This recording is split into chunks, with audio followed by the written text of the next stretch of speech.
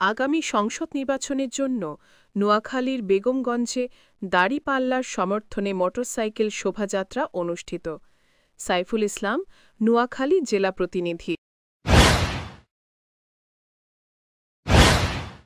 শুনছিলেন সংবাদ শিরোনাম, এখন বিস্তারিত। আগামী ত্রয়োদশ সংসদ নির্বাচনকে সামনে রেখে নোয়াখালীর বেগমগঞ্জে দাঁড়িপাল্লার সমর্থনে মোটরসাইকেল শোভাযাত্রা অনুষ্ঠিত হয়েছে।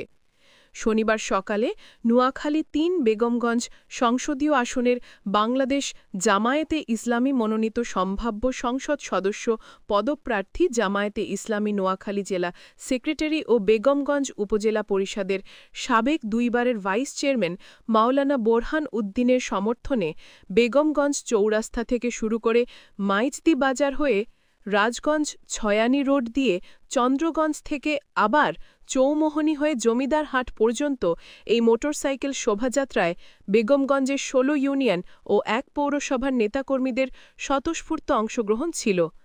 ন্যায় ও ইনসাফের প্রতীক দাঁড়িপাল্লা ও আগামীর ইসলামী রাষ্ট্র বিনির্মাণের জন্য সহযোগী হয়ে কাজ করার দৃঢ় প্রত্যয়ের সামনে রেখে আজকের এই মোটরসাইকেল শোভাযাত্রায় উপস্থিত ছিলেন জামায়াতে ইসলামী বেগমগঞ্জ উপজেলার আমির আবু জায়েদ, সেক্রেটারি আব্দুর রহিম, চৌমোহনী পৌরসভার আমির জসিমউদ্দিন, সেক্রেটারি অ্যাডভোকেট মিজানুর রহমান সহ অঙ্গ ও সহযোগী সংগঠনের নেতাকর্মীরা। এছাড়াও প্রিন্ট ও ইলেকট্রনিক্স মিডিয়ার সাংবাদিকবৃন্দ উপস্থিত ছিলেন।